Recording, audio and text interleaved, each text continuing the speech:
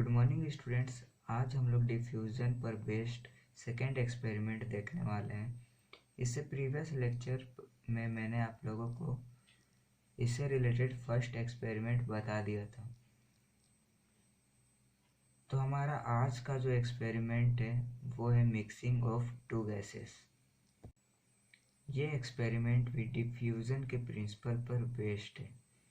इसका जो best example है वो है mixing of bromine vapour plus air. इस एग्जांपल में हम ऑब्जर्व करेंगे कि जो इनिशियली ब्रोमीन वेपर एक कंटेनर में प्रेजेंट होता है, लेकिन जब हम लोग कुछ देर बाद ऑब्जर्व करते हैं तो ये दोनों गैस कंटेनर में स्प्रेड हो जाता है। ब्रोमीन वेपर कैसे दोनों गैस कंटेनर में स्प्रेड होता है मैं अब आप लोगों को एक्सप्लेन करता हूँ। हम लोगों को पता है कि ब्रोमीन के जो वेपर है वो छोटे छोटे पार्टिकल से मिलके बना हुआ है, और जो एयर का भी पार्टिकल्स है वो भी छोटे छोटे पार्टिकल से मिलके बना हुआ है। इस एग्जांपल में जो सबसे इम्पोर्टेंट पॉइंट है वो है bromine vapour is heavy as compare to the air. इसी लाइन से रिलेटेड एक क्वेश्चन आता है जो मैं आप लोगों को अभी आगे बताऊंगा। अब आप लोग इन दो फिगर पर ध्यान दीजिए। इनिशियली नीचे वाले कंटेनर में ब्रोमीन वेपर भरा हुआ है जो कि रेड ब्राउन कलर का है। जब हम लोग थोड़ी देर बाद ऑब्जर्व करेंगे तो हम लोग नोटिस करते हैं कि जो रेड ब्राउन कलर का गैस है वो दोनों कंटेनर में फैल चुका है। इसका रीज़न यह है कि जो एयर और ब्रोमीन वेपर हैं वो छोटे छोटे पार्टिकल से मिलकर बने हैं। जब ब्रोमीन वेपर का पार्टिकल एयर के पार्टिकल से कोलाइड करता है, सपोज करिए ब्रोमीन वेपर का पार्टिकल है और एयर के पार्टिकल है, जब इन दोनों में कोलिजन होता है तो ये चारों दिशाओं में स्प्रेड कर सकते हैं। मैंने यहाँ आप लोगों को एक पार्टिकल के बारे में बताया है, और एयर और bromine vapour million of particle से मिलके बने हुए होते हैं। जब कंटेनर में प्रेजेंट मिलियंस ऑफ पार्टिकल्स आपस में कोलाइड करेंगे तो जो दोनों गैस रहेंगे वो यूनिफॉर्मली मिक्स्ड हो जाएंगे दोनों कंटेनर में। अब हम लोग इसका एक्सप्लेनेशन देख लेते हैं। तो फर्स्ट पॉइंट है both air and bromine vapour are made up of tiny particles, और सेकेंड पॉइंट है the moving particle of bromine vapour and air collide with each other and bounce about in all directions, due to which they get mixed uniformly. इस example में बच्चों को एक misunderstanding होता है कि सिर्फ ब्रोमीन वेपर ही ऊपर की ओर जा रहा है, बट ऐसा नहीं है। जो एयर है वो भी नीचे की ओर आ रहा है और ब्रोमीन वेपर से मिक्स्ड हो रहा है, बट एयर जो है वो कलरलेस होता है, इसीलिए हम लोग उसको ऑब्जर्व नहीं कर सकते हैं, हम लोग उसे नहीं देख सकते हैं। अब इस एग्जांपल से जो रिलेटेड इम्पोर्टेंट क्वेश्चन है वो मैं आप लोगों को बताता हूँ। क्वेश्चन है although bromine vapour is heavier than air, even then it's goes up against gravity and mixed with air in upper jar, why? I hope आप लोगों को ग्रेविटेशनल फोर्स के बारे में पता होगा।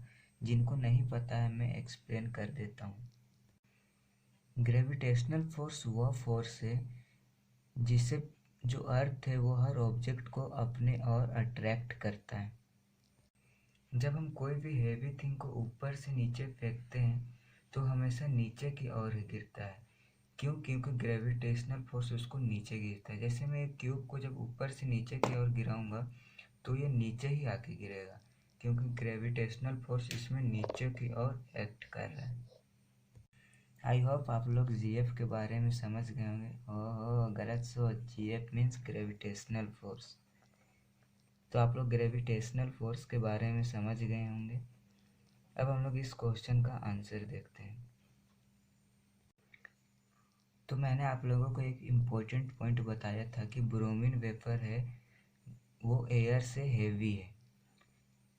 तो जो ब्रोमीन वेपर है वो यहाँ ग्रेविटेशनल फोर्स के अगेंस्ट वर्क कर रहा है और ये ऊपर की ओर जा रहा है।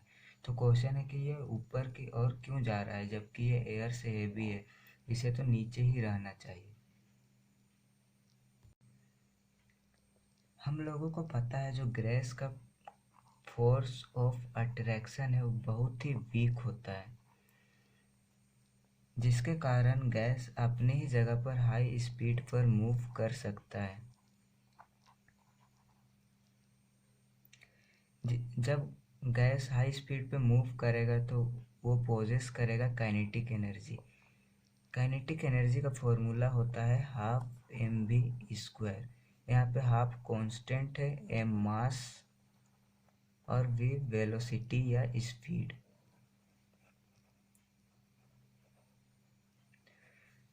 तो जब गैस स्पीड में मूव करेगा तो वो स्पीड है उसके पास, गैस के पास मास भी है, तो काइनेटिक एनर्जी जनरेट कर लेगा। But initially kinetic energy gravitational force से कम होगा। बट जैसे जैसे ब्रोमीन वेपर और एयर आपस में कोलाइड करेंगे वो ज़्यादा तेज़ी से इधर उधर मूव कर सकते हैं, उसमें रेंडमनेस बढ़ जाएगा। रेंडमनेस बढ़ जाएगा तो स्पीड बढ़ जाएगा। जब स्पीड बढ़ जाएगा तो काइनेटिक एनर्जी बढ़ जाएगा, क्योंकि काइनेटिक एनर्जी डायरेक्टली प्रोपोर्शनल है वी स्क्वायर के। तो जो हम लोग आफ्टर सम टाइम देखेंगे कि kinetic energy is greater than gravitational force. तो गैस का जो काइनेटिक एनर्जी है वो ग्रेविटेशनल फोर्स से ज़्यादा हो जाएगा, जिसके कारण ये गैस अपवर्ड मूव कर पाएगा ग्रेविटेशनल फोर्स के अगेंस्ट में।